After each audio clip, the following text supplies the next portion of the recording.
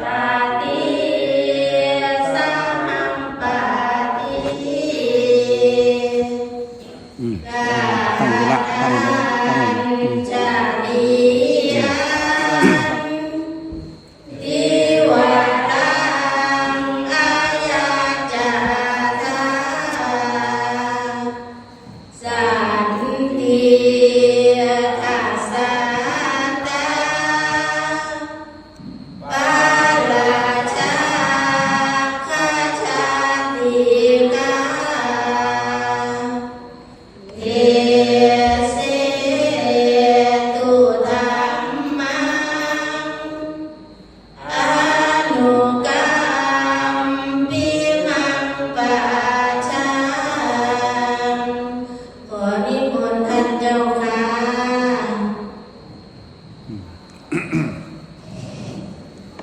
ได้หรอครูบาครูบ่มีนิมนต์เข้ามา นั่งเป็นนิมนต์เทศกษัตริย์มันว่าเทศนี่อะไรครูบาอาจารย์เพิ่นมาเจริญพุทธมนต์เป็นสิริมงคลให้เทศก็คือการสอนการบอกนะการเทศการสอนการบอกมันมีเรื่องบอกหลายอย่างเลยบอกในคุณในการทำความดีก็มีบอกในการทำความชั่วก็มีแต่ว่าสำหรับชาวพุทธเฮาคันว่าเทศเลยไม่แต่ว่าหมายถึงว่าเป็นความดี เป็นประเภทนี้คันมีงานมงคลงานอาวะมงคลนี่หยังก็แล้วแต่คันว่าได้ฟังเทศนี่สิได้บุญหลายว่ามันก็เลยกำหนดลงไปแต่กำหนดลงไปแล้วส่วนมากนะฟังเทศสิบ่ค่อยมีคนบ้านนักเทศเพิ่นมองได้คนน้อยๆคนคุยกันได้หลายเคลื่อนเสียงก็บ่ดังเพิ่นเลยบ่เทศโดน เลยบ่เทศโดนอันนี้บ่แม่นนักเทศดอกบ่แม่นนักเทศ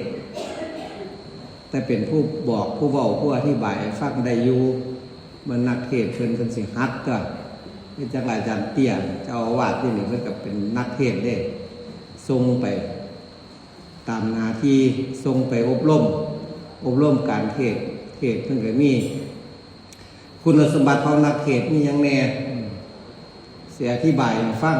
อธิบายให้คนฟังอธิบายแนวใดก็ยังสิเข้าใจก็สิได้รับนับถือไปประพฤติปฏิบัติตามนี่คือคุณสมบัติของนักเทศบ่ให้กระทบเจ้าของบ่ให้กระทบผู้อื่นยกหลักธรรมขึ้นมามีเบื้องต้นมีท่ามกลางมีอธิบายมีสรุปคือพระเนรเพิ่นสวดเพิ่นไปสอบนักธรรมทุ่มเรียนธรรมศึกษาทุ่มเพิ่นสนใจมันอันนี้ล่ะเพิ่นตั้งมีวีซ่าหนึ่งคือวีซ่าเฮ็ดกระทู้แก้กระทู้เพิ่นยกขึ้นมาให้เอามาเชื่อมใส่กันเอา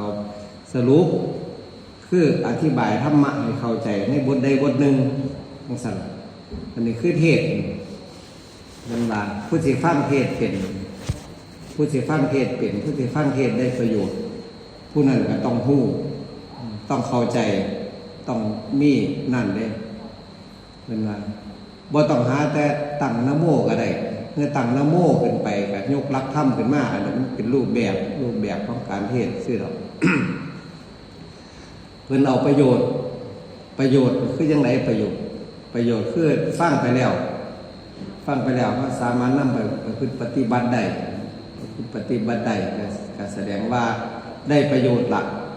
ท่านบ่ได้ประโยชน์เทศน์โยนน้ำไหลไฟดับจนแจ้งเพิ่นก็มีแต่ก่อนเคยไปฟังอยู่ครูบาอาจารย์เพิ่นเทศน์นั่งแล้วก็แล้วเด้นั่งแล้วก็แล้วนอนแล้วก็แล้วย่างฟังแล้วก็แล้วหลายวันเลยเทศหลายผู้ได้ประโยชน์ก็มีเด้ผู้บ่ได้ประโยชน์ก็มีมันสิเทศดีปานใดก็ยาคนบ่สนใจบ่ศรัทธาบ่เหลื่อมใสบ่อันนั้นแล้วก็บ่ได้ประโยชน์ที่สินำไปใช้เป็นมีบอกไปหลายอย่างหาผู้เคยเข้ามาในพุทธศาสนาเคยจิตสงบกันน่ะเพิ่นว่าเพิ่นมีคนเคยจิตสงบแล้ว หูจักประโยชน์หูจักเจ้าของหูจักผู้อื่นหูจักหน้าที่เจ้าของหูจักการงานของเจ้าของก็สิได้ประโยชน์ได้ประโยชน์ชั่วเพิ่นสิอันนั้นได้ชั่วเพิ่นสิอันเอานำมาเว้าให้ฟังได้มันต้องประกอบด้วยความรู้ผู้เว้าก็มีความรู้ผู้ฟังเนี่ยก็ต้องมีความรู้จังว่าเพิ่นให้อ่อนน้อมซะก่อนอ่อนน้อมขึ้นน้อมกายก็บ่กายก็อยู่ในความสงบเรียบร้อยสงบปากสงบคำสงบวาจาก็คือออกมาจากปากนั่นล่ะเพิ่นบ่มีเสียงได้ยินได้ฟังทั่วกันเบิดเครื่องเสียงก็ต้องดีพร้อมเด้ถ้าเครื่องเสียงบ่ดีนี่ก็อีกล่ะเป็นสิเทศดีมันนี่ก็อย่างมันต้องประกอบกันเด้ประกอบกันหลายๆอย่างที่เขาจะได้ประโยชน์บ่ซั่นก็เบิดประโยชน์นะบ่ได้ประโยชน์หยังประโยชน์ที่สิเกิดขึ้นปัจจุบันก็บ่มีประโยชน์สิเกิดขึ้นอนาคตก็บ่มีมันก็เลยบ่ได้การเทศน์มีหลายภาษาที่ใส่สื่อสารกันในพุทธศาสนาเป็นเรียกว่าภาษาบาลีที่จังเพิ่นสวดมนต์ไปเฮาทำวัดสวดมนต์เป็นอันใดก็แนวนั้นทำวัดสวดมนต์ไปเป็นภาษาบาลีภาษาโบราณภาษาครั้งพุทธกาลเพิ่นใส่ภาษานี่ล่ะคุยกันบอกกันสอนกันในครั้งพุทธกาลใน 2,000 กว่าปีมาแล้วล่ะผมผู้ใดเจ้าปรินิพพานไปแล้วยังนำมาใส่อยู่นะผู้ใดรับนับถือพุทธศาสนาผู้ใดรับนับถืออะไรนี่เขามานี่ต้องมีรูปแบบจังซี่เป็นเรียกว่ารูปแบบคือจังพระภิกษุสามเณรเขามาในพุทธศาสนาเพื่อในขานหนักคล้องหนักว่าคล้องหนักเตสะหังพันเตมันบ่แม่นนั่นหรอกก็เป็นภาษาพุ่นล่ะเอามาใส่เฮาก็เลยว่าเป็นคาถาเป็นความขังซื่อๆที่จริงมันบ่แม่นเด้ต้องแปลออกมาซะก่อนคือเฮาเว้ากับฝรั่งเว้ากับคนต่างชาตินี่มันหลายๆอย่างเด้มันมากมายกายของโลกอันนี้โลกกับธรรมเพิ่นว่าจังได๋ไว้โลกกับธรรมเพิ่นให้เฮาพิจารณาแนวใด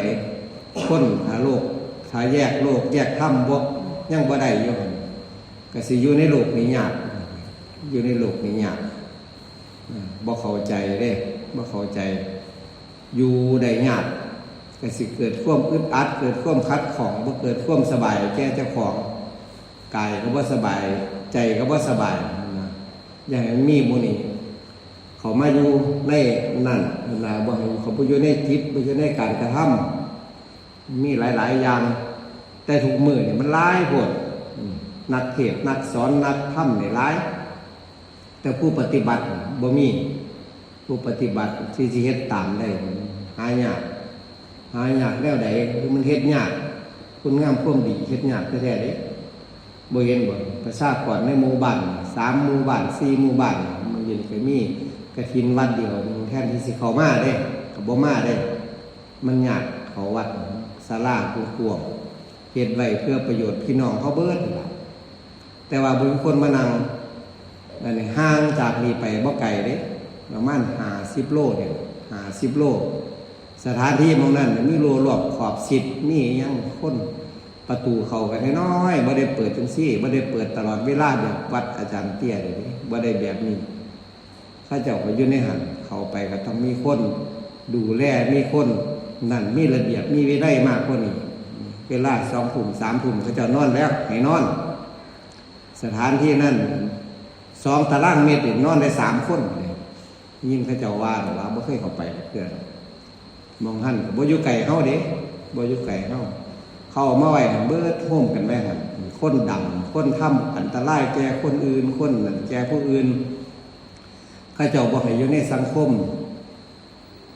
ปกติว่านั่นเลยก็เลยได้เอาไปไว้ในหั่นมี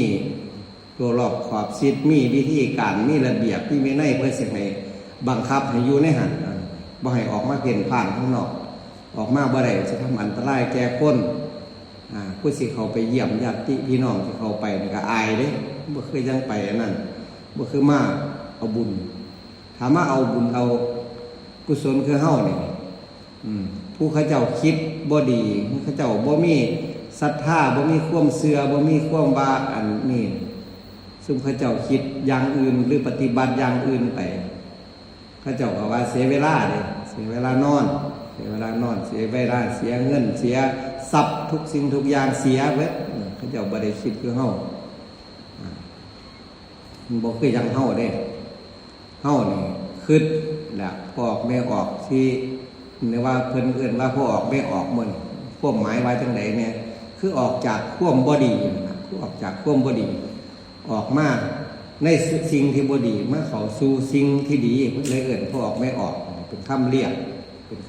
ญาติโยมในพุทธศาสนาคำสอนของพระพุทธเจ้าเพิ่นสอนมาแต่โดนถ้าเฮาไปวิเคราะห์พิจารณาแล้วก็วิจัยเบิ่งสิเป็นสิ่งที่อัศจรรย์เลยอัศจรรย์เพิ่นสอนมาเนี่ยบ่แม่นว่าเพิ่นห้ามเด้คือศีลคือกันศีลคันมีพิธีการคือมีการงานกายาเกี่ยวกับงานมงคลงานอาวามงคลเพิ่นสิสมาทานศีลก่อนดอกสมาทานศีลก่อนสมาทานพระอาวาน้ำกลพระไปอันนี้คือเป็นศาสนาพิธีศีลพิธีก็มีบางที่เพิ่นก็บ่อยากให้ดอกแต่ว่าก็ต้องให้ต้องทนให้เป็นสัตว์หลายอย่างมันมีศาสนาพิธีมีศาสนาบุคคลก็เฮาเป็นผู้หนึงเด้พ่อออกแม่ออกก็เป็นผู้หนึงพระภิกษุสามเณรเพิ่นอยู่ใกล้เพิ่นได้เรียนได้ศึกษาก็เป็นอ้ายแล้วถูกมั้ยเพิ่นบ่มีการมีงานได้ยังเฮาเป็นผู้สนับสนุนเป็นผู้ฟังเพิ่นเรียนศึกษาในปริยัติในปฏิบัติแล้วเพิ่นก็มาบอกกล่าวสั่งสอนตามสถานะตามความตามกำภาระคือยังเฮาตามกำลังเฮาที่สิรับได้กันเฮาทำบัดเห็นบ่ยะท่าสติยะท่าพลังแล้วแต่สติแล้วแต่ปัญญาแล้วแต่กำลังผู้ใดเพิ่นบ่ได้บังคับในเบิดเด้ถ้าเพิ่นบังคับบ่ได้เบิดบอกมันบ่แม่นศาสนาแล้วศาสนาเนี่ยคือสิ่งที่บ่ได้บังคับ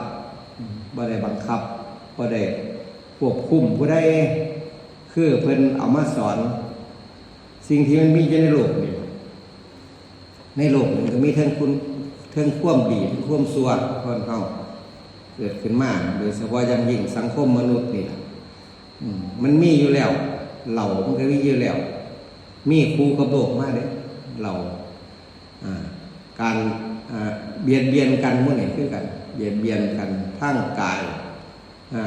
เฮ็ดให้ผู้อื่นมีความลำบากเฮ็ดให้ผู้อื่นเสียปราณไปเสียล่มไปตายไปก่อน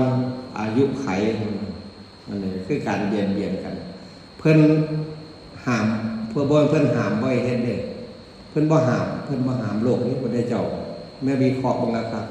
เพิ่นให้งดเว้นกันเวรมณีคือการงดเว้นเพิ่นน่ะเปรียบเทียบคือเฮาย่างไปนี่ล่ะย่างไปในมณฑลมีคนจุดไฟกองบักให้ไว้ถ้าคนบ่สลาดก็ย่างพาไปเลยย่างพาไปคันใส่รองเท้าไปก็สิบ่เจ็บหลายบ่ปวดหลายบ่ร้อนหลายถ้าเฮาบ่มีหยังแท้ๆไว้บ่ว่าจะตีนโค้งแล้วไม่ถึงเบิดโตพุ่นล่ะเป็นจังซั่นคือมันมีอยู่แล้วบาดนี้คนสลาดมันถึงได้มันให้เว้นไปเวรมณีคือเว้นออกไปอ้อมออกไปเว้นออกไปบ่ให้มันถึงตรงๆอันนี้คือการเว้นเพิ่นให้เว้นเด้ เพิ่นให้เว้นอันนี้ศีลเพิ่นเรียกว่าศีลบาดนี้คู่กับธรรมบาดธรรมก็มีความเมตตาบ่แม่นว่าแต่อันนั้นเว้นบ่ให้นั้นซื่อๆถ้าเว้นแล้วบาดเฮาก็มีความเมตตาปรารถนาให้ผู้อื่นสัตว์อื่นมีความสุขมันมีธรรมอยู่ทั้งศีลทั้งธรรมเด้มันประกอบกันไปเบญจศีลเบญจธรรมเนี่ยเป็นพื้นฐานของมนุษย์ที่สุดบ่ว่าสิเป็นอันนั้นแต่ว่าของพระภิกษุสามเณรของนักบวชที่เพิ่นไปซ้ายตรงโดยตรงเลยก็สิมีความแตกต่างมีความละเอียดละออกันไปมากก็หันเพราะฉะนั้นเราพื้นนี่ล่ะค ผู้มือนี่บ่อึดนักเทศน์นักสอนนักธรรมบ่อึดแต่ผู้นั่นพูดเว้าถึงมรรคผลนิพพานหลวงปู่มันจังสันจังสี่เพิ่นว่าแต่หลวงปู่มันกันแต่พอเจ้าของเราเมื่อท่านได้เกิดท่านนั้นผ่านจีวรหลวงปู่มันอยู่เพิ่นว่าเอามาอ่า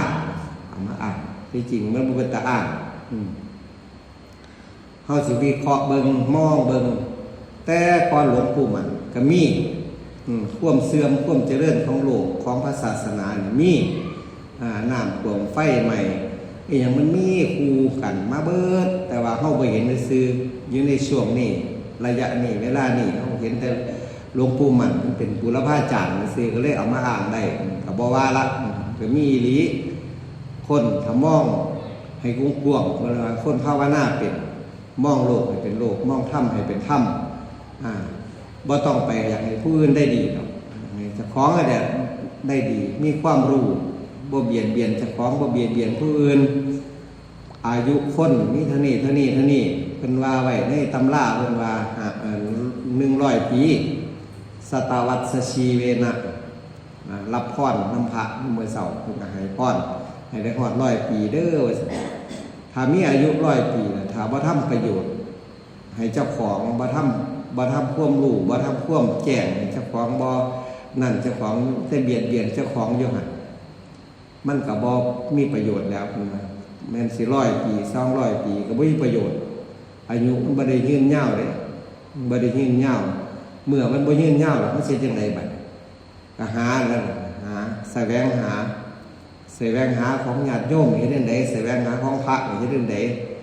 เพิ่นบอกไว้เบิดเพิ่นได้จังบอกไว้ตั้งแต่โดนมาแล้วมีผู้สืบต่อเนื่องกันมาตลอดบ่มีขาดสายก็เพราะพระเถระมหาเถระเพิ่นประพฤติปฏิบัติตามธรรมตามวินัยเพิ่นพาเฮาเฮ็ดมาบางอย่างเพิ่นบ่กล้าบอกเด้บ่กล้าบอกก็เพราะมันบ่พร้อมเมื่อมันบ่พร้อมแล้วเพิ่นบอกไปก็บ่ดีคือการทำผลงานความดีนี่ล่ะถ้าทำดีบ่ถึงเวลานี่ก็บ่ได้บ่ถึงบุคคลก็บ่ได้ทำความดีก็ต้องถึงเวลาถึงบุคคลคือตำแหน่งมันมีหลายๆอย่างที่สิได้พิจารณาเห็นว่าบ่แม่นว่าคันทำผลงานความดีกับโจรจังซี่มันก็บ่แม่นเห็นว่ามันมีหลายๆอย่างที่สิเฮาพิจารณาอยู่โดนไปพุ่นคือพระเน้นพระภิกษุสามเณรเข้ามาใหม่เพิ่นเฮ็ดจังได๋แน่เพิ่นฝึกเพิ่นหัดเพิ่นนั่นบ่แม่นธรรมดาเด้จนกลัวสิได้เป็นครูบาอาจารย์จนกลัวสิได้มาอธิบายให้ฟังพื้นฐานเพิ่นมีหยังแน่ที่จังเข้ามาใหม่เขาไม่ยังนั่นอยู่นี่ยังจิตยังโลดแล่นไปในความสุขความสนุกความสบายอยู่นี่เพิ่นก็มาบังคับเด้บังคับเมื่อบังคับได้แล้วเมื่อเฮ็ดได้แล้วมันก็เบิดภาระไปพระภิกษุสามเณรโดยเฉพาะอย่างยิ่งครูบาอาจารย์เฮานี่ล่ะคือจังเห็นอยู่นี่มีแต่พระเถระมหาเถระเด้สมัยก่อนอายุ20-30 พรรษาเนี่ยโอ้คักขนาดเด้เข้าหน้าศรัทธาหน้าเลื่อมใสหน้ากราบหน้าไหว้คือเด็กๆหน่อยเขาเห็นเฮานี่ล่ะเขาก็เอิ้นหลวงปู่เอิ้นหลวงพ่อเป็นสัตว์เพราะว่าเกิดพร้อมพ่อเขาเกิดพร้อมปู่เขาตะกี้ก็บ่ได้คิดดอกบ่ได้คิดคือกันล่ะกับนั่นเพิ่นมันโดนเข้ามาดิจังคิดได้เด้แต่ก่อนก็บ่ได้เว้าดอกอาตมาเนี่ยมีก้อนมูหรือเครื่องเสียงมีก้อนมูแต่บ่เว้าได้คือเด้บ่กล้าจับไม่บ่กล้าเว้าเมื่อโดนมากมันก็พร้อมทุกสิ่งทุกอย่างพร้อมที่สิเว้าพร้อมที่สินั่นหน้าที่การงานก็มีเขาเจ้าก็ว่าซื่อดอกเป็นเพิ่นกับแต่งตั้งมาให้เอาแนวว่าใส่บาใส่ไหลให้ว่าเป็นผู้ดูแลหมู่คณะเด้อในอำเภอเลยว่าเป็นเจ้าคณะอำเภอแต่คุณสมบัติอันบ่นั้นอันเป็นนักเทศเป็นนั่นเป็นนี่บ่เอา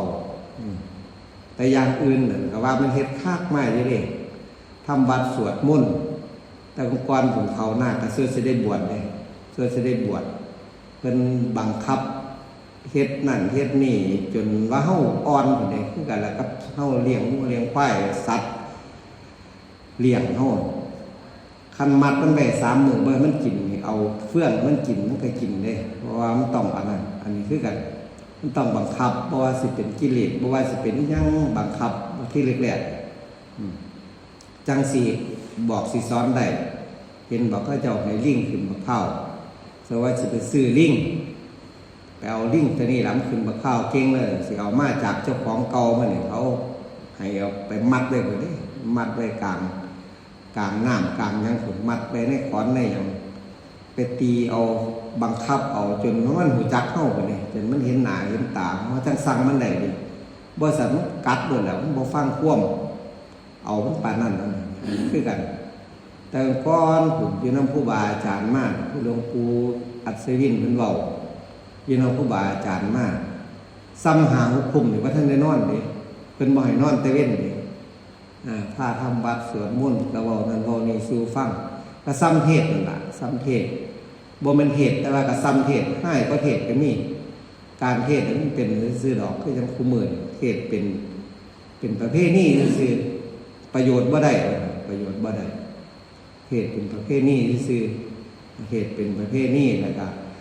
แล้วก็อันนั้นคือสิได้บุญได้กุศลหลายโหอันนั้นก็ได้เป็นการเป็นงานคือจังเรียบร้อยแต่ว่าคันเว้าซื่อๆนี่บ่อยากฟังแล้วมันบ่อันนั้นมันบ่เป็นคนติดในรูปแบบถ้าคนบ่ติดในรูปแบบนี่เพิ่นเว้าจังซี่เป็นถ้าฟังมันแม่นเบิดตัวนี้เนาะได้ประโยชน์ครับนี่แบบเดียวกันเมื่อเพิ่นอยู่เป็นพระภิกษุสามเณรเข้ามาแล้ว เพิ่นก็พาทำวัดสวดมนต์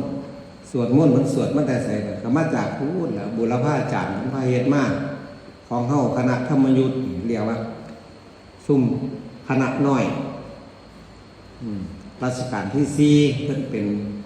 ป็นพระราชามหากษัตริย์เพิ่นเป็นมกุฎราชกุมารก็ออกบวชเพิ่นเห็นพ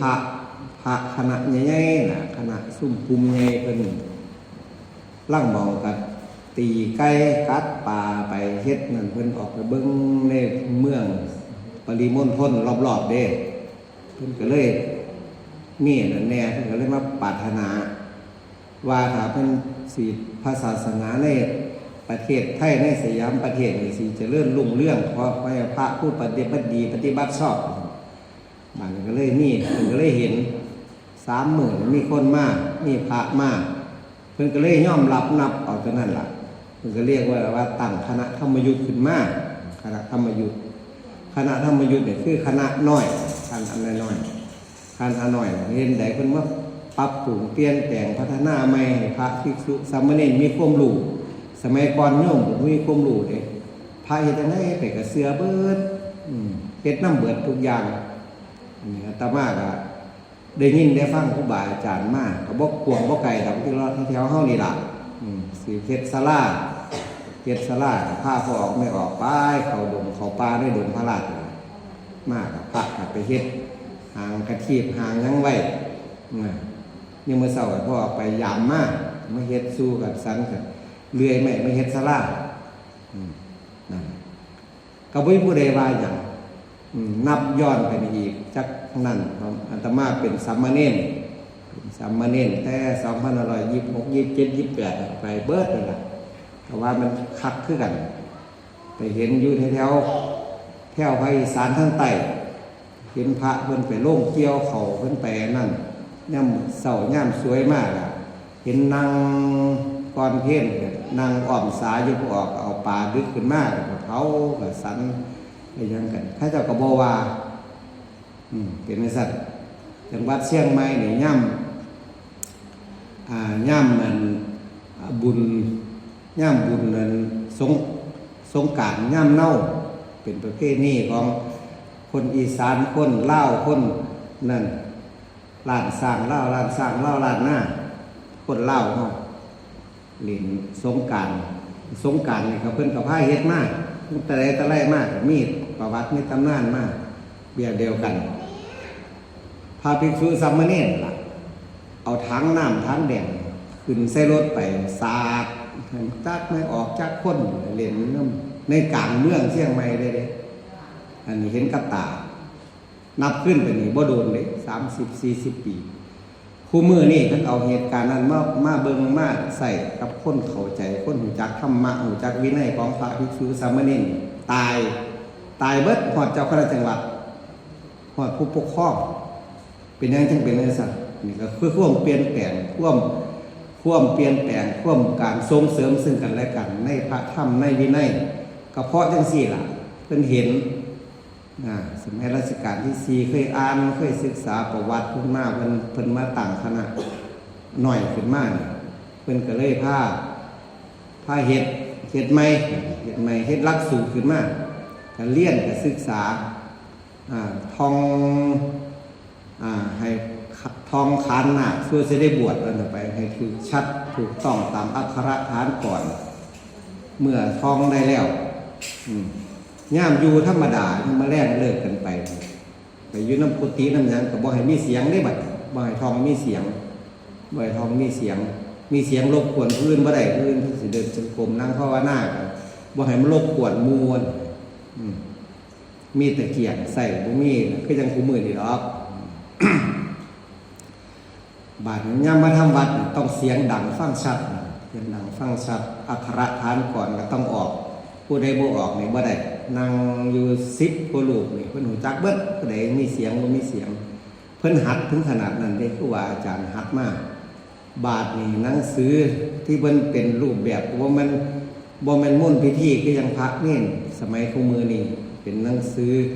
เรียกว่าหนังสือเอกเทศสวดมนต์เอกเทศสวดมนต์ก็คือต้นตำรับนี่ล่ะการสวดมนต์การเจริญพุทธมนต์นี่ล่ะเพิ่นสิว่าไว้เบิดเพิ่นบ่ให้ย่ำสวดย่ำท่องเพิ่นบ่ให้ว่าย่อๆเด้บ่ให้ว่าย่อๆแต่ว่าย่ำไปในบ้านย่ำไปเจริญพุทธมนต์ย่ำไปสวดมนต์ในบ้านมันมีเวลาหน่อยเฮ็ดตามประเพณีก็เอาใจญาติโยมไปนำแน่เพราะว่ามันบ่มีโอกาสได้บอกได้สอนได้นั่นเข้าไปในบ้านร่างบ้านทั้งเพื่อนก็จักเฮ็ดอาหารจักอิหยังบึงปรุงกลางบ่ได้ตั้งใจฟังก็ได้ดอกแต่ว่าคันบ่ไปก็สิผิดใจได้ไปอันนี้ล่ะคือตัวที่สิเอา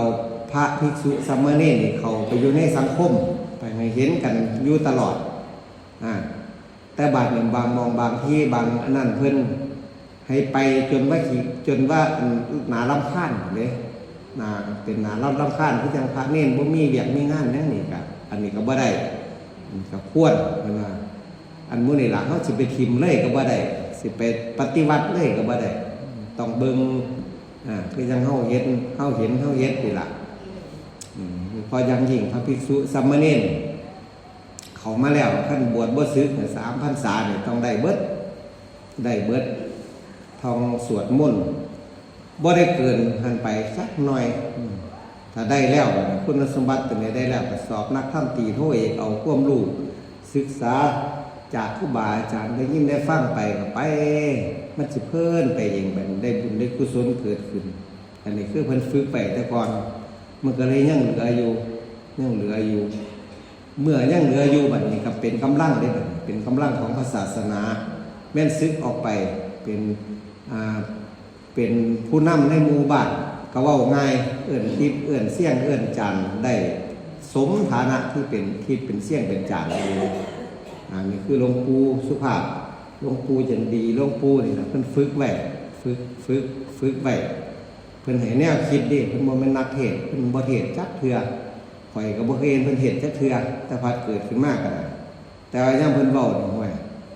พระเน้นนี่ต้องเงียบเบิดเพิ่นก็เว้าบ่แห้งซ้ำกะโลก็บ่มีใช่มั้ยแต่ก่อนต้องตั้งใจฟังอีหลีการเทศน์นี่มันมีหลายอย่างเด้ได้ยินได้ฟังมาเนาะสมัยก่อนหลวงปู่พรหมบ้านดงเย็นก็ว่าเป็นลูกศิษย์หลวงปู่มันคักๆเลยล่ะเพิ่นมาอยู่บ้านดงเย็นเด้หลวงปู่นี่เพิ่นเคยเป็นกำนันเคยเป็นผู้นำคนในสังคมเพิ่นสิเป็นคนมีความรู้มีอีหยังหลายๆอย่างรู้จักหนังสือว่านั่นแหละรู้จักหนังสือรู้จักโลกรู้จักธรรมเมื่อเพิ่นไปอยู่นำหลวงปู่มันเพิ่นก็เลยประพฤติปฏิบัติได้เพิ่นก็เลยมาอยู่บ้านหลังจากไปอยู่เชียงใหม่ไปนั่นแล้วมาอยู่บ้าน วิวบ้านเพิ่นไปอยู่วัดได้ก็ตามเพิ่นสิเฮ็ดเรื่องวัดให้มันถูกต้องตามกฎหมายมีวิสุงคามสีมามีนั่นมีนี่บวชพระได้อันนั้นต่างกันเด้ต่างกันจากครูบาอาจารย์องค์อื่นมันหลวงปู่พรหมมาอยู่บัดนงเย็นย่ำแรงล่ะได้ยินไว้ย่ำแรงครูลี่เคยบอกสู่ฟังย่ำแรงเดือนมาฆบูชาวันเพ็ญเดือน3เลยคนหลายๆทั้งบอกไม่ออกไผก็หุ่มไผก็หอมเด้แต่ก่อนบ่มีไผไว้แบบไหนกระเจาะกระซ่าหลวงปู่พรหมมาอยู่บัดนงเย็นนี่ล่ะถ้ามาเป็นเด็กหน่อยเคยได้ไปฉลองเจดีย์เพิ่นเฮ็ดใหม่ๆ13-14นี่ล่ะก่อนเข้าโรงเรียนก็จำความได้จักหน่อยย่างลัดไปจากบ้านท่าไปบ้านดงเย็นบ่ทันได้นั่นดอกไปฉลองเจดีย์เพิ่นเด้บ่แม่นว่าเห็นเพิ่นโตเพิ่นนี่อันนี้ได้ยินได้ฟังมาหลังจากมาบวชแล้วพี่ละหลวงปู่เพิ่นบอกสู่ฟังมื้อนั้นคนก็มาหลายเด้เขาเจ้าก็ซ่ากันว่าหลวงปู่สิเทศน์เนื่องในวันสำคัญมากครับบูชาวันเพ็ญเดือน3เรียนเทียนพร้อมเอาบุญกุศลน้ำปูซั่นโปรดบ้านโปรดเมืองมากไต่ตะเกียงเจ้าพยุขึ้นมาสมัยก่อนก็สิบ่นั่นล่ะพระเน้นสงน้ำสงได้เต้นเว้นเด้บอกไม่ออกก็พร้อมเต้นเว้นพากันทำบัตรสวดมนต์นี่หยังแน่หลวงปู่เพิ่นก็บ่ลงมาจ้าเทื่อ3 ทุ่มก็แล้ว4 ทุ่มก็แล้วเพิ่นนั่งตอกตะปูเฮ็ดสัมพุติโป่งๆปังๆอยู่แต่ว่าบอกไม่ออกพร้อมแล้วนั่งพร้อมเฮาถานั่นถานี่นั่งพร้อมแล้วถาประธานด้วยกันเป็นการไปงานถาประธานมากโอ้ยโล่งใจเด้นี่คือกันหลวงปู่เพิ่นก็เฮ็ดนั่นเฮ็ดนี่สุดสิแล้วสงน้ำพระนี่สงน้ำแล้วก็พุ่มหาอย่างดีเพิ่นตอกตะปูค้อนตีมือเพิ่นเลือดออกเพิ่นก็บ่แสดงอาการว่าเจ็บว่าปวดนะไผก็เพิ่นสิเทศบ่นอนคือใจมันถ้าฟังแต่เทศบอกไม่ออกแบบเดียวกันแต่ตะเกียงเจ้าพายุขึ้นแล้วนั่นตัวสมัยก่อนเนาะ2510 511เป็นนี่ล่ะเพิ่นว่าเพิ่นเว้าสู่ฟังอันนี้ยินได้ฟังมาต่อมาบาดนี้ก็ตั้งธรรมาสเลยเพิ่นก็ผ้าขนาดไหว้พระแล้วเด้เพิ่นก็มาผ้าทำวัดอีกทำวัดสวดมนต์อีกพุ่นแล้ว5 ทุ่มก็แล้ว6 ทุ่มเบิ่งนาฬิกาอยู่แล้วผู้ใดมีนาฬิกาพระนี่มีนาฬิกาก่อนเบิ่งนาฬิกามันดึกแล้วก็บ่กล้าบอกเพิ่นว่ามันดึกเด้คนก็เงียบเบิดเด็กน้อยก็นอนมิดจิลีเพิ่นได้น้อเพิ่นสิเทศน์ให้ฟังนะมนต์พอดีทำบัดแล้วหันมาผู้อาราธนาก็อาราธนาเรื่องแล้วก็ขึ้นธรรมาสอย่างดีตั้งนะโมขึ้นพร้อมตั้งนะโมขึ้นคนนี้เงียบเบิดผู้รีว่า ขึ้นตั้งนะโมขึ้นแนวเพิ่นเทศน์บ่หลายความศัพท์ทำดีได้ดีทำชั่วได้ชั่วเท่านั้นล่ะผู้ใดก็เว้าได้เด็กน้อยก็เว้าได้จำได้เท่านั้นเอวังก็มีด้วยประการฉนี้เพิ่นก็ลงมาโอ้ยหลวงปู่ลี่บอกให้ฟังมันหอบเบิดจักรวาลบ่ได้มีหม่องสงสัยเลยบ่หลายแม่นบ่เท่านั้นล่ะปู่พรหมเทศทำดีได้ดีทำชั่วได้ชั่วมันครอบเบิดทั้งทางโลกทางธรรมทางอีหยังมันครอบไปเบิดบ่ได้ว่าหลายลงมาแล้วก็พาไปเวียนเทียนเท่านั้นเป็นบ่เทศหลายอยากฟังเทศนี่ไปเว้นจังซั่นปูรี่ว่าคือบ้านเฮามาวิเคราะห์เบิ่งในฐานะอันนั้นคือคนมันพร้อมถ้าคนมันพร้อมนี่มันฟังหน่อยๆมันก็ได้ประโยชน์หมดอันนี้คือประโยชน์สูงสุดแม่นไผก็เว้าได้ไผก็เฮ็ดได้เว้นจังซั่นไผก็เฮ็ดได้คนดีก็เฮ็ดได้คนชั่วก็เฮ็ดได้พระเน้นก็เฮ็ดได้ญาติโยมก็เฮ็ดได้อันนี้คือเพิ่นเทศกันที่สันที่สุดแล้วก็เข้าใจมากที่สุดนอกจากนั้นไปนั่นคือเปรียบเทียบคือยังเข้าจะไปเอาลิงไปซื้อลิงมากขึ้นมาเผาเปลี่ยนเจ้าของใหม่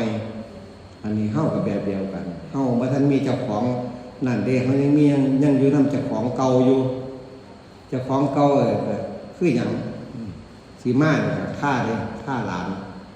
ฆ่าลูกฆ่าหลานฆ่าสุขภาพ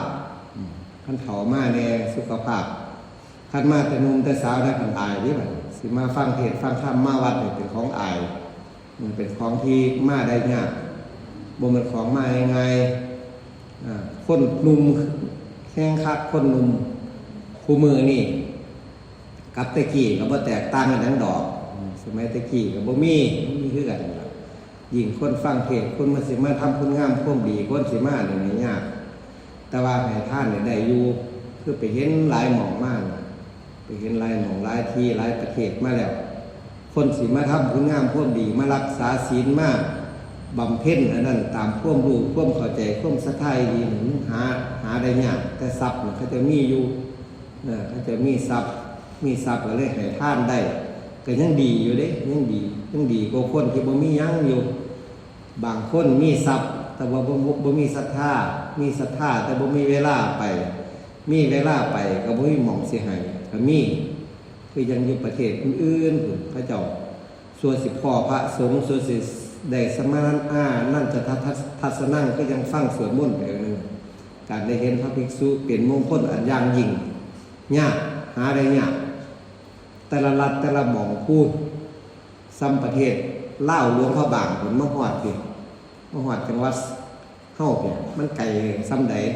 สิม่นพระก็ต้องไปม่นองค์นั่นโทษไปม่นแล้วก็เอารถมาหับองค์นี้เด้อขับรถมาเองเด้อหลวงพ่อรถที่ว่าไปอยู่ในประเทศอื่นเพิ่นก็ขับรถมาเองส่วนจะได้ไม่เห็นพระส่วนจะได้มาทำบุญส่วนจะได้คุยส่วนจะได้สนทนาธรรม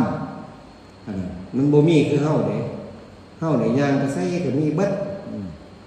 วัดเครื่องถูกต้องบ่ถูกต้องเขาจะเอิ้นว่าวัดเบิดนั่นล่ะวัดเข้ามาวัดนี่ก็แบบเดียวกันถ้าเป็นสร้างเขาจะบอกว่าวัดนี่ก็วัดความกว้างความยาวความสูงความต่ำวัดขนาดมันนั่นน่ะยาวจากเท่านั้นเท่านี้ก็สมมุติกันไปแต่ว่าวัดของในซื้ออีนั่นอีลีนี่คันของพระเน้นวัดตระต่อรอเรือวัดตระคือการเฮ็ดประจำเนี่ยใดคือทำวัดสวดมนต์เป็นเฮ็ดประจำเด้พระภิกษุสามเณรที่ดีมันไปที่ดีที่ฟังครูบาอาจารย์ที่เชื่อฟังเฮ็ดประจำจนว่ามันเป็นของประจำจนว่ามันบ่เป็นของที่สิรำคาญบ่เป็นของที่สิบ่อยากเฮ็ดเด้เฮ็ดประจำเลยมันสิติดคือจังเฮาเฮ็ดประจำแม่นบ่ตื่นขึ้นมาอาบน้ำล้างหน้าแปรงฟันอาบน้ำแล้วจังไปใส่บาตรใส่พกไปนั่นคือเฮ็ดประจำถ้าคนบ่เคยเฮ็ดประจำเนี่ยก็บ่นั่นอันนี้ก็แบบเดียวกันเรียกว่าวัดตระแต่ว่าวัดนั้นวัดนี้วัดดอเด็กเพิ่นก็ว่าวัดสำหรับเฮ็ดไว้ให้คนวัดคนในบ้านวัดคนในบ้านสิมาศรัทธาพระศาสนาซั่นใดสิเป็นคนดีซั่นใดเหมือนวัดหลายๆนี่คนมีแต่ขี้ขโมยมีแต่คนลูกหลานก็บ่ฟังท่วมวัดหลายปานใดก็บ่มีประโยชน์ให้มีประโยชน์นี่ก็ต้องวัดให้มันได้วัดพ่อแม่ปู่ย่าตายายนี่บางอย่างเขาจะไปบอกเขาเด้บอกเขาบ่ได้เด็กน้อยผู้มื้อนี้แห้งครับท่วมอดทนมันก็บ่คือเก่าคนบ่อดทนคือแต่เก่าอยากได้จังได๋อยากได้ไวๆยังแน่บ่ทนมันความอดทนขันติบ่มีโสรจะก็บ่มีธรรมะพื้นเบื้องต้นนี่ล่ะมันหายากเลยขันติฮ้อนแน่ก็บ่อยากสู้รถถ้าแนวมาดับฮ้อนดับก็หายอยู่หั่นบ่ทนนั่งโดนก็บ่ได้ฟังโดนก็บ่ได้เพิ่นพาสวดมนต์แน่โดนๆแน่ก็โอ้ยปานใดสิลงยิ่งพระสวดมนต์บ่ได้โอ้ยปานใดเนาะสินั่นมันมีเด้อันนี้คือคุณสมบัติเจ้าของยังบ่ทันหลายบ่ทันได้ยินได้ฟังบ่ทันได้ศรัทธาบ่ทันเหลื่อมใสหลายก็จะเป็นจังซั่นอันนี้ล่ะถ้าเฮามีหน้าที่แล้วได้ยินได้ฟังได้ฮู้ได้เห็นแล้วโอ้แน่เดี๋ยวมันดีเด้เฮาพาเขาเฮ็ดยังมื้อเช้าคือกันยังมื้อเช้าพาลูกพาหลานใส่บาตรใส่พกเป็นบุญกุศลน่ะเด้ตื่นขึ้นมามีผู้ไปบริการคุณงามความดีอยู่หน้าบ้านหน้าเฮือนบ่แม่นว่าของบ่ดีเด้อันนั้นล่ะของดีที่สุดสมานั่นจะทัด สนั่งที่เพิ่นว่า ที่เพิ่นว่าน่ะได้แล้วเข้าได้แล้ว เป็นมงคลแล้วมื้อ ตื่นขึ้นมาก็เป็นมงคลแล้วเห็นพระเพิ่นไปเฮาก็มีเขามีหยังมีภัตตาหารได้ส่งเสริมได้สนับสนุนพระภิกษุสามเณรนั่นน่ะ ได้ส่งเสริมได้สนับสนุนตามหน้าที่เฮาหน้าที่ชาวพุทธนั่นล่ะเฮาเฮ็ดจังซั่นให้ลูกหลานเบิ่งเด้ลูกหลานเบิ่งเป็นเนติแบบอย่างเขาบ่ต้องไปบอกเขาเด้ถ้าบอกเขาเนี่ยถ้าพ่อแม่ปู่ย่าตายายบ่เคยนบเคยกราบเคยไหว้บ่เคยอ่อนเคยนอบเป็นจังได๋เขาก็เว้ายากคือเก่าถ้าเฮาเฮ็ดเป็นตัวอย่างเขาแล้วเว้ยบ่ต้องหาแต่นั้นดอกมันสิบ่กล้าเฮ็ดมันสิบ่กล้าเฮ็ดความเดือดร้อนมาให้เฮามันเป็นสั่นเด้ไปบอกตรงๆในลางเทื่อน่ะเฮาบอกพ่อแม่ยังกินเหล้าเมายายังเบียดผู้อื่นยังไปเอาของผู้อื่นที่บ่นั้นมาเป็นของเจ้าของอย่างเขาก็ฝึกเขาก็เห็นจังซั่นล่ะเขาก็เฮ็ดนำทำตามยิ่งพวกเฮ็ดอันแนวจังซี่บ่หาแต่บอกงานนะมันเฮ็ดนำไว้เฮ็ดนำไว้มันเป็นจังซั่นอันของมื้อนี้ล่ะบ่หาแต่หลายดอกน้อยๆนี่ท่านเฮาเบิ่งพิจารณาคือยังเพิ่นเฮาขอศีลไปตามที่ศาสนาพิธีเพิ่นขอศีลสมาทานศีลขอสุราเมรัยว่าจังได๋แน่สุราเราที่กันแล้วมีระยะคือเราที่บ่ทันกันคือเราโทเป็นบ้ายเป็นนี่หยังคือเจ้าว่าเพิ่นมื้อนี้แล้วมัชชะของยังผู้ดื่มผู้กินผู้เสพให้มึนให้เมาผู้มื้อมันแยงแตกแขนงออกไปหลายทักนี่หยังแน่คือเฮ็ดให้สติบ่สมบูรณ์นั่นล่ะมัชฌะปมาทฐานาเป็นฐานแห่งตั้งให้ความประมาทแค่นั้นล่ะมันร่วมไปเบิดคือยังคู่มือนี่ล่ะพระเจ้าสิปราบยาเสพติดยาบ้ายานั่นยานี่มันบ่แม่นบ่มีเด้มันมีครูมากับโลกแล้วแต่คันเฮาเบิ่งเฮาดูแลเฮาบอกลูกบอกหลานเฮาบ่ได้ยุ่งได้เกี่ยวซั่นคันมองที่ว่าเขาจะเอาคนไปไว้ได้หลายคือจังศาลาเฮานี่มันกว้างอยู่นี่มองนอนน้อยๆเขาจะมารายงานสู่ฟังก็สิบ่ได้มีจังซั่นอันนี้ไปเฮ็ดน้ำเขาบ่เบิ่งลูกเบิ่งหลานคือบ่ได้ดูแลคักๆบ่ได้พ่อแม่บ่มีศีลบ่มีธรรมตัวนี้เด้ไปผิดตัวนี้เข้าไปล่ะผิดขอสุราเมรยมัชฌะปมาทฐานาซ้ำนี่ล่ะก็เฮ็ดได้เดือดร้อนได้บัดเมื่อเดือดร้อนก็เฮ็ดได้บัดเสียทั้งทรัพย์เสียทั้งชื่อเสียงเสียทุกสิ่งทุกอย่างเด้นี่ต่ำๆใกล้ๆจะจ่อเฮานี่ล่ะจะจ่อดังนี่ล่ะบ่แม่นว่านั่นเด้ส่วนมากเลยคันว่าฟังเทศน์เฮาหวังบ่เด้หวังมรรคผลหวังนิพพานเพิ่นว่าจะไปเว้าถึงขนาดนั้นคือจังหลวงปู่หลาเพิ่นเว้าครูบาอาจารย์ว่าเอาตื้นๆเอาสั้นๆใกล้ๆผู้ดังนั่นจะไปเอาไกลถ้าไปเอาไกลมันเห็นได้ยากมันเป็นของที่ฟังยากปฏิบัติยากเอาใกล้ๆเฮานี่ใกล้ๆที่เห็นอยู่ถ้าเห็นอยู่เฮารู้จักทางแล้วโอ้มันของมีอยู่ในโลกเด้ว่าสิคันเฮาบ่เข้าไปอยู่ไปเกี่ยวไปนั่นมันก็ความสุขความเจริญมันก็เกิดขึ้นเด้เกิดขึ้นกับเฮานี่ล่ะเกิดขึ้นกับชีวิตเกิดขึ้นกับครอบครัวเกิดขึ้นกับสังคมบาดนี้สิเอามาบวชมานั้นที่วัดมันก็เป็นคนที่นั่นน่ะเด้บัดถ้าเฮาบ่ไปอยู่ไปเกี่ยวไปสนใจไปนั่นแล้วคันเข้ามาก็เป็นคนมีสติมีปัญญาเพื่อสิบอกสิสอนได้เฮาก็สิห่างจากเรื่องพวกนั้นล่ะอบายมุขทั้งหลายทางแห่งความเสื่อมทั้งหลายเพิ่นบอกกันเบิดนั่นล่ะพระเจ้าเพิ่นบอกไว้ข้าเจ้าบ่บอกได้ล่ะนักเทศน์นักธรรมคือเหมือนแห้งครับสัทธรรมปฏิรูปเกิดขึ้นมาหลายเฉพาะอย่างยิ่งพวกข้าเจ้านั่นล่ะท่านเป็นครูบาอาจารย์สมัยตะกี้เพิ่นก็ว่าท่านบักม่วงบ่ท่านได้เพิ่มบ่ท่านได้เข้าแก่นบ่ท่านได้นั่นเอาไปบ่ม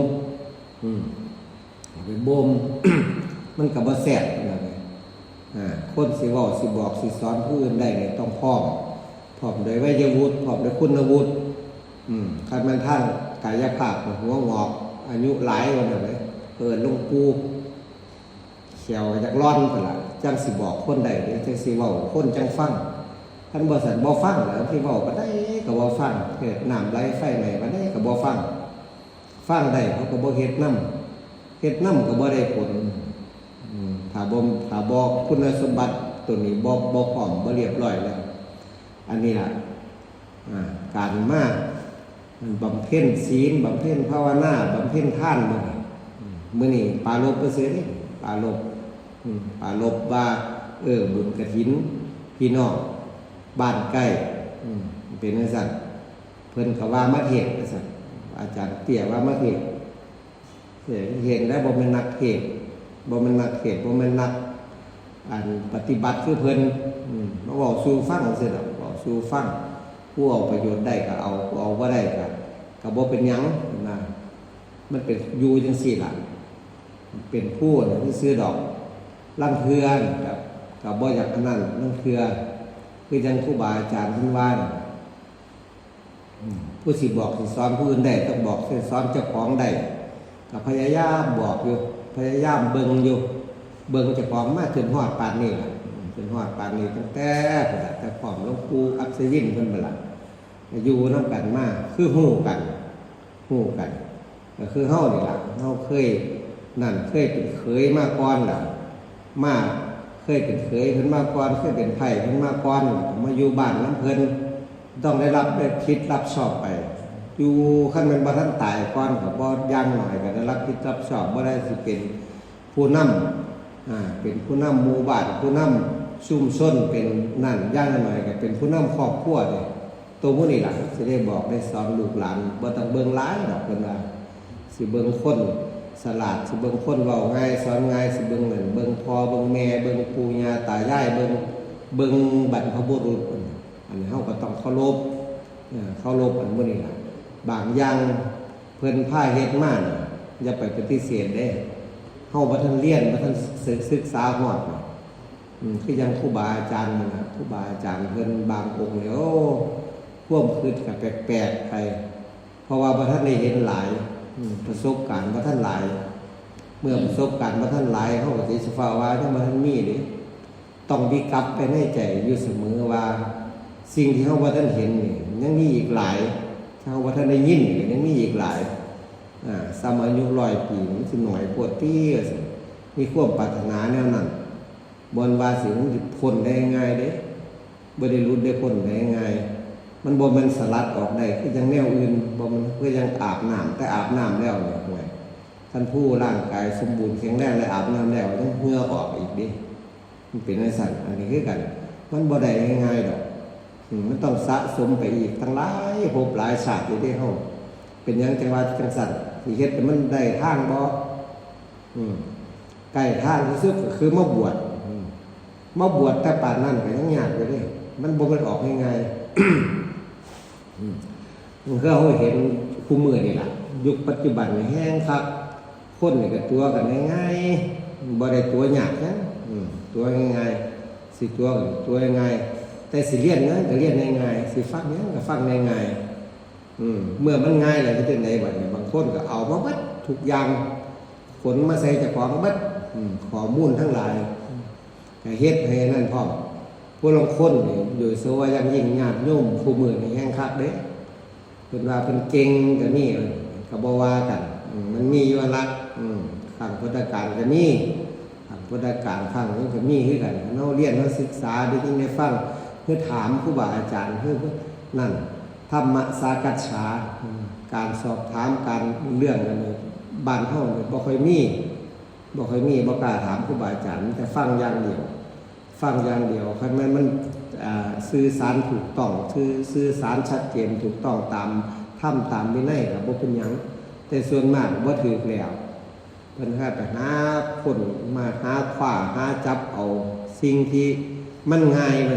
มันง่ายอิ่มอยู่แต่บ่นั่นคือจังบ่มีสำเร็จรูป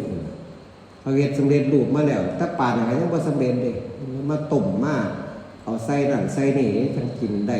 จังพอได้อิ่มแต่สิมีคุณค่าทางอาหารนี่บ่หลายบ่ บ่มีคือจังอาหารหลักเฮาบ่คือจังต้มเป็ดต้มไก่ซุมเจ้าเด้มันเป็นจังซั่นคุณประโยชน์บ่หลายอิ่มได้ผู้มื้อนี้แห้งหลายสัตว์ธรรมมาปฏิรูปที่ข้าเจ้าเกิดขึ้นเว้าทั้งญาติทั้งโยมทั้งหยังเด้เว้าคือจังอยู่ยังไงมรรคผลนิพพานอยู่ผู้ดังเด้บางอย่างโอ้ข่อยก็ฟังเบิ่งหัวขวนนี่ดอกหัวขวนอยู่เขาเจ้าเฮ็ดได้ก็บ่จักถ้าเขาเฮ็ดบ่ได้เขาเฮ็ดยังบ่ทันได้ทั้งอีกโดนอยู่เด้บ่มันสิสลัดได้ง่ายบางมองบางที่เนี่ยโอ้ยแฮงเว้านั่นบาดท่าการประพฤติปฏิบัติมันนะโอ้ยยังอีกห่างอีกโดนอีกไกลมันน่ะมันเป็นจังซั่นคนสิเฮ็ดได้ปานนั้นโอ้บารมีมันต้องสมบูรณ์เพียบพร้อมเลยคันยังนั่นอยู่นี่ยังอยู่ในคือเฮาอยู่นี่มันจักยากอยู่นี่แหละวัดบ่ขอพระเจ้าบ่นบปีนึงก็บ่ได้ใส่บาตรจักเที่ยบ่ได้กราบเน้นน้อยก็บ่กล้ากราบทิฏฐิมานะยังหลายอยู่นี่อีกโดนเพิ่นว่าอีกโดนบ่แม่นว่าสิได้ง่ายการรู้การพ้นชั่วสิ้นนั่นเพิ่นมีหลักเกณฑ์อยู่เด้มีหลักเกณฑ์ คือพระโสดาบันที่เขาจะเว้าพระโสดาบันบุคคลพระอริยบุคคลชั้นต้นของอันพระสงฆ์มีอริยบุคคล4จำพวก8บุคคลพระโสดาปฏิมรรคโสดาปฏิผลสกทาคามิมรรคสกทาคามิผลจนฮอดอรหัตมรรคอรหัตมรรคอรหัตผลมีอยู่8บุคคลที่เฮาสวดเฮาว่าเฮาสวดอยู่มื้อกูมื้อนี่เนาะนั่นแม้แต่เป็นญาติโยมก็เป็นโสดาบันได้เป็นโสดาบันได้คุณสมบัติของพระโสดาบันเป็นไดบัดผู้ลางคนก็ว่าได้ยิ่งซุมมีชื่อเสียงมีหยังเว้าไปเว้าก็เลยผิดหลักไปเพราะว่าหลักเพิ่นวางไว้แล้วเพิ่นนั่นไว้แล้วพระพุทธเจ้าเพิ่นวางไว้บ่มาใส่เด้บ่ว่าเอามาใส่ก็เอาแต่ความคิดเห็นของเจ้าของล่ะไปเสริมเข้าไปไปปรุงแต่งเข้าไปไปโฆษณาเข้าไปผิดหลักแล้วนั่นถ้าผิดหลักแล้วมันก็ห้วยหัวข้วยบ่มีหลักมันไปหากินเขากินกากินนั่นเหยียบให้เหยียบหน้าเขาเจ้าเบิดนี่ล่ะอันนี้คือกันพระภิกษุสามเณรถ้าหลักบ่มีแล้วแห้งยากแล้วยิ่งเป็นคนที่มีชื่อเสียงมีหยังสอนคนไปแห้งผิดหลายเมื่อมันผิดหลักแล้วนักปราชญ์เพิ่นบัดนี้ผู้เพิ่นฮู้ผู้เพิ่นถึงแล้วผู้เพิ่นเรียนเพิ่นศึกษาแล้วเพิ่นก็ติเตียนได้ติเตียนในขันในการบอกการสอนมันออกไปมันเป็นสั่นเด้เพราะฉะนั้นเฮาก็ตั้งใจแล้วบุญกุศลหมดท่านก็มีแล้วศีลก็มีแล้วภาวนาคือการทำปัญญาให้เกิดก็ได้ยินได้ฟังแล้วครูบาอาจารย์มันก็พาเฮ็ดพาสร้างพาทำอยู่นี่เบิดแล้วบุญกุศลหลายเลยเด้อีกบ่โดนดอกบ่เกิน100 ปีบ่ได้นั่งอยู่นี่สักคนดอกเป็นลูกเป็นหลานเขาต่อไปเบิดบ่ต้องคิดหลายดอกผู้มื้อถ้าคิดหลายก็ว่าเป็นบ้าเลยสิเป็นบ้าอย่าไปคิดอยากให้คนดีเอาเจ้าของนี่ดีซะก่อนเจ้าของนี่มีศีลบ่มีทานบ่มีภาวนาบ่เข้าใจส่ำใดสิฮู้ดอกเพราะว่าแต่ละคนบ่โดนนั่งอยู่นี่แต่ละคนก็50 60 70ไปก็มีบ่โดนเด้เขาจะนับไว้แล้วบ่เกิน100 ปีเพิ่นว่าในอายุในมนุษย์นี่เด้บาดในขั้นในสวรรค์ได้บาดในขั้นในท่านผู้ทำคุณงามความดีไปได้ไปแล้วเพิ่นว่าศาสนาพุทธนี่เอาสวรรค์มาหล่อเอานรกเอานรกมาคูว่าซั่นมันก็แม่นสิเว้าความนึงก็ได้เว้าความนึงก็บ่แม่นถ้าคนบ่เชื่อถ้าคนเชื่อก็สิบ่ทำความเดือดร้อนเจ้าของบ่ทำความเดือดร้อนผู้อื่นทำจิตใจผ่องใสคือคำสอนของพระพุทธเจ้ามี3อย่างเพิ่นบอกให้เพิ่นให้เว้นจากความบ่ดีทั้งหลายจากอกุศลทั้งหลายเพิ่นให้เว้นออกเพิ่นบอกให้เฮ็ดให้ยังกุศลยังบุญให้เกิดขึ้นบุญนี่มีหยังบุญของโยมก็ได้มีหยังก็รู้จักอยู่แล้ว ทำจิตใจให้พองใสเนี่ย3อย่างเนี่ยในช่วง100 ปีนะสิทำให้มันได้บ่ถ้าทำบ่ได้หน่อยก็ทำได้หลายน่ะนี่มองให้คะแนนเขาเจ้าของอยู่ซ้ำนี่หลังจากนั้นไปบัดนี้นั้นเพิ่นว่าไว้ตามตำราเพิ่นว่าน่ะในเมืองสวรรค์สั่นต่ำๆสั่นที่แรกๆนี่ล่ะสวรรค์มีอยู่6สั่นพรหมโลกมีอยู่16สั่นตามเฮาสวดเห็นบ่สวดมนต์ธรรมจักรปวัตตนสูตรเพิ่นพาสวดพรหม16สั่นมีสวรรค์6สั่นความสำคัญแนวใดถ้าเฮาศึกษาดีนี่มีเวลาคือพระภิกษุสามเณรเพิ่นเรียนเพิ่นศึกษาอายุซ้ำใดเพิ่นว่าไว้โอ้มันหลายเป็นเกินผู้ใดเจ้ากันเกิดขึ้นมาแล้วมีจักพระองค์มีจักหยังชื่อว่าจังไดเป็นพระสูตรยังเพิ่นว่าไว้คือมันมีนั่นเบิดเฮ็ดให้เฮาได้คิดได้เฮ็ดให้เฮาสุขคิดได้เฮ็ดให้เฮาได้มีอยากเรียนอยากศึกษาอยากได้ยินอยากได้ฟังแต่เพิ่นว่าไว้แต่สวรรค์สั่นต่ำๆที่สุดนี่มื้อนึงคืนนึงของพระเจ้านี่100 ปีเมื่อมนุษย์ไปได้สิโดนซ้ำใดเฮานี่โอ้ยบาดเนี่ยอันซุมื้อนี้เพิ่นกำหนดด้วยเวลาเด้ล่ะเวลานี่กำหนดเวลาเพิ่นกำหนดไว้ทุกสิ่งทุกอย่างแหละถ้าบ่มีเวลากำหนดนี่บ่มันบ่เป็นไปมันบ่เป็นไปเพิ่นกำหนดไว้จังซี่เพิ่นกำหนดไว้ให้เฮาเฮ็ดตามมันเท่าไหร่กำหนดไว้100 ปีมันจะสิเฮ็ดคุณงามความดีจักปีจะสิมีศีลจักปีมันก็บอกให้เบิดล่ะเวลาที่ทำประโยชน์ให้เกิดขึ้นกับเจ้าของประโยชน์ให้เกิดขึ้นกับผู้อื่นแยกออกไปให้มันได้เนี่ยเพิ่นว่าถ้าฮู้จักจังซี่แล้วมันคนภาวนาเป็นสติปัญญาก็สิเกิดคันบ่สั่นบ่ฮู้จักแยกบ่ฮู้จักแยกบ่ฮู้จักเอาออกไปแล้วห่วยมั่วกันอยู่นี่แหละจักเป็นหยังบัดท่าศีลนั่นยังเศร้าบ่ได้เด้ระลึกเอาเด้อแม่ตู่เอ้ยย่ำลูกหลานมาหุ่มมาหอมย่ำพูดเป็นย่ำป่วยบุญกุศลยังเจ้ามีเฮ็ดแล้วระลึกเอาเด้อระลึกบ่ได้ถ้าระลึกได้โอ้ปีนึงกูได้ไปแห่กฐินน้ำเพิ่นอยู่ได้ไปท่านกฐินน้ำเพิ่นอยู่ที่เมื่อเช้าได้ตื่นขึ้นมาได้ใส่บาตรครูบาอาจารย์เยอะได้ไปฟังธรรมตามการได้ไปรักษาศีลเนี่ยมหาได้บอกผู้ทุกสันมหาบอกเพิ่นก็ไปมองดีโลดเป็นนั้นสันสุขติเป็นที่หวังถ้าผู้บ่เคยไปจักเทื่อนี่เด้เปรียบเทียบดูมีอยู่เด้บ่มันบ่อยู่ไกลเฮาเด้ของมื้อนี้บ่อยู่ไกลเฮาศีลก็บ่อยู่ไกลเฮาธรรมก็บ่อยู่ไกลเฮานรกก็บ่อยู่ไกลสวรรค์ก็บ่อยู่ไกลอยู่ใกล้ๆเฮานี่ล่ะอยู่นำคนรู้จักก็มีอยู่ใกล้ๆเฮานี่บางคนก็ลูกหลานถ้ามันเฮ็ดความเดือดร้อนให้เกิดขึ้นในใจเฮานี่โอ้ซ้ำตกนรกแล้วมันโดนเวลาของมันมีนักปราชญ์มีนักคิดเขาเจ้าว่าไว้อยู่ตัวอยากรู้จักว่าโดนบ่โดนเวลามีความสำคัญบ่มีความสำคัญเวลาอยากรู้จักว่าโดน3 เดือนเนี่ยถามพระบวชใหม่จักซึกเพิ่นว่าถามซุมนั้นอยากรู้จักว่า9 เดือนโดนซ้ำใดก็ถามซุมแม่ม่านเพิ่นสิออกลูกได้9 เดือนออกลูกแล้วก็สบายถามว่าอันนั่นสิโดนซ้ำใดเพิ่นกำหนดเวลาได้ปีนาทีนึงมีความสำคัญซ้ำใดก็ถามซุ่มย่างไปสโกมมันทางไปรถมอเตอร์ไซค์ปิดมาถอยออกทางปีนาทีนึงสำคัญสำนั้นสำคัญกับชีวิตเพิ่นเด้อันนี้คือกันเพิ่นมีกำหนดเบิดไปเบิดคือจังพวกไปทหารนี่ก็เขาจะกำหนด2 ปีคือกำหนดเวลาเทศนี่โดนแล้วผู้ทั้งคนไปจักเว้าอีหยังเนาะบ่ได้ประโยชน์อีหยังว่านี่เด้ในใจว่าถ้ามันบ่ใสแล้วมันยากผู้สิเว้านี่ก็โอ้โดนแล้วผู้บ่ฟังมีแต่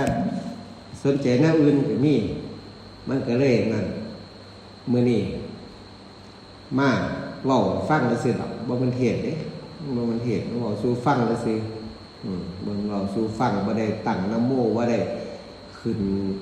มีนิเคปบทอีหยังบ่ได้สรุปไปเรื่อยๆอันนี้เว้าสู่ฟังซื่อผู้เอาประโยชน์ได้นั่นเอาผู้เอาบ่ได้ก็แล้วแต่ของไปของเราแล้วบัด มันเป็นจังซั่นเด้เพราะฉะนั้นเฮามาร่วมกันมื้อนี้มื้ออื่นนี่ก็สิเป็นมื้อทอดกฐินตามประเพณีทอดกฐินนี่เพิ่นก็ว่าไว้เบิดแล้วล่ะอานิสงส์กฐินก็ได้เป็นจังได๋อีหยังแน่ครูบาอาจารย์เพิ่นบอก